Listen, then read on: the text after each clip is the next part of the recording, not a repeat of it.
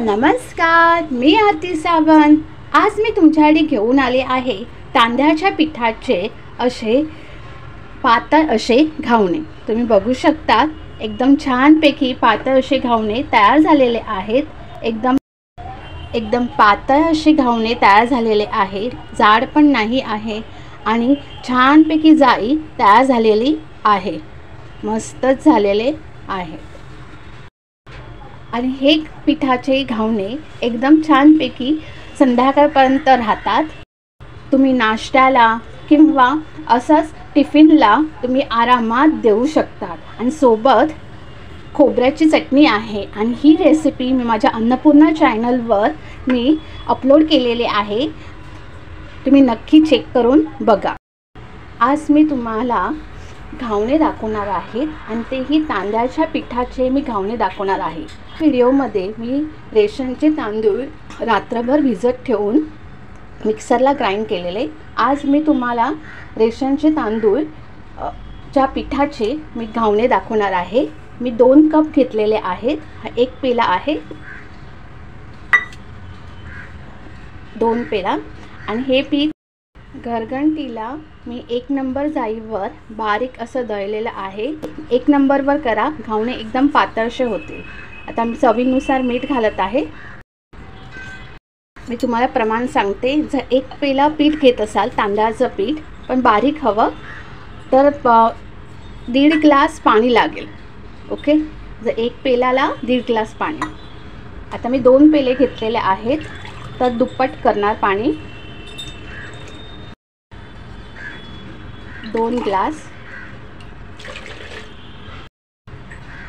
आणि last 3 glass, कारण का मी 2 पेले तांदळाचं पीठ घेतलेलं आहे म्हणून। आता मिक्स करून घेते।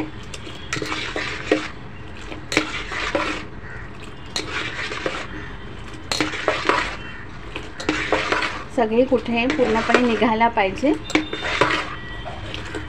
तुम्ही बघू शकतात, हे बघा एकदम पातळसर असं पाण्यासारखं म्हणजे ताकासारखं झालेलं आहे। हे बघा असं पाहिजे। जर पहिल्यांदा करत असाल तर तुम्ही म्हणजे तांदळाच्या पिठाचे तर पहिला 1 ग्लास घाला पाणी आणि ढवळून बघा आणि मग अर्धा पेला घाला। हे बघा छानपैकी मिक्स झालेलं आहे। भिडं चांगलं तापलेलं आहे। आता मी तेल लावत आहे।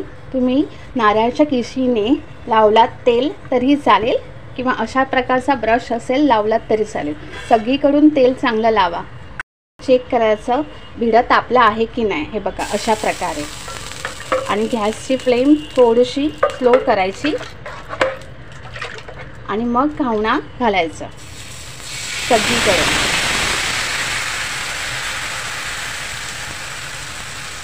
सगळीकडून घावणा घाला आणि मग आपल्याला झाकण ठेवायचं आहे। पूर्ण नाही, थोडीशी गॅप राहू दे हवा निघण्यासाठी। थोडीशी गॅसची फ्लेम वाढवते। आता 5 मिनिटांनी झाकण काढून घेऊया। झाकण का ठेवायचं, कारण का घावणा आपण जेव्हा टाकतो सुकणार नाही म्हणून आपण झाकण ठेवावे। आता सगळ्याकडेने घावणा सुटू दे आणि मगच आपल्याला काढायचा आहे। तुम्ही बघू शकता साईडने घावणा सुटलेला आहे। त्याच्या अगोदर आपण हात जरा पण लावायचा नाही आहे।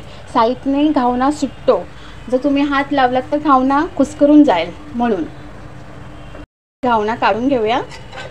हे बघा अलगद सहजपणे निघत आहे। हे बघा इझिली मस्तपैकी पातळ असा घावणा तयार झालेला आहे। बघा सगळीकडून परत अजून एकदा दाखवते घावणा। सगळीकडून चांगलं तेल लावा। गॅसची फ्लेम तेवढीच ठेवा, हलवू नका।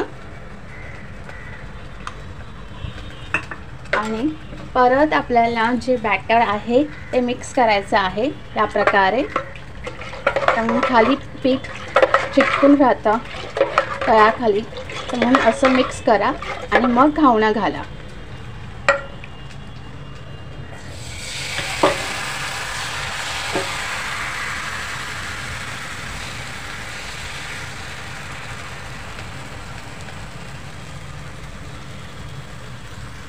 आता झाकण ठेवते. आता 5 मिनिटांनी झाकण काढून घेऊया आणि घावना सुटेपर्यंत आपण वाट बघून घेऊया. आता साईडने घावना सुटलेला आहे. हे बघा, इझिली होत आहे. काढून घेते. हे बघा, एकदम मस्तपैकी जाळी तयार झालेली आहे. घावना जाळीवर घालून घेते. हे बघा, छानपैकी अशी जाळी तयार झालेली आहे. हे बघा, मस्तपैकी अशा प्रकारे सर्व घावणे त्याच प्रकारे करायच्या आहेत. तुम्ही बघू शकतात किती छानपैकी घावना पातळ झालेला आहे. एकदम घावण्याला चांगली जाळी आलेली आहे. मस्तच झालेला आहे आणि एकदम पातळ आहे एकदम. आणि हा घावना संध्याकाळपर्यंत आरामात राहतो. सोबत खोबऱ्याची चटणी आहे, माझ्या अन्नपूर्णा चॅनलवर अपलोड केलेले आहे.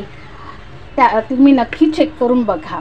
जर तुम्हाला तांदूळ भिजवून करायचे असतील घावणे, तर तुम्ही तांदूळ भिजवताना थोडी वरई घाला आणि त्या वरई घातल्यामुळे आणि चांगले घावणे असे कडक राहतात. पाणीही अजिबात सुटत नाही. जर तुम्हाला बाहेर जायचं असेल घावणे घेऊन, तर ते आरामात राहतात. काहीही पाणी सुटत नाही. फक्त थोडीशी वरई घाला नावाला अशी, आणि मग ते घावणे एकदम छानपैकी कडक राहतील. तर ही महत्त्वाची टिप्स आहे. जर तुम्ही बाहेर जात असाल तर वरई नक्की घाला. त्याला अजिबात वाटत नाही आहे. हे तांदळाच्या पिठाचे घावणे केलेले आहेत. तुम्ही नक्की चेक करून बघा. Shri Swami Samarth. Bless you. Thank you.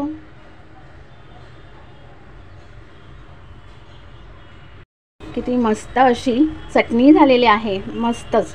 Colour एकदम सुरेख आलेला आहे, हिरवासार असा, कारण का कोथिंबीर घातलेली आहे भरपूर सारी. आणि फोडणी तर एकदम लाजवाबदार दिसत आहे. मस्तच. तुम्हाला संपूर्ण व्हिडिओ आवडल्यास माझ्या अन्नपूर्णा चॅनलला सबस्क्राईब करा आणि बेल आयकॉनला क्लिक करा. Shri Swami Samarth. Bless you. Thank you. God bless you.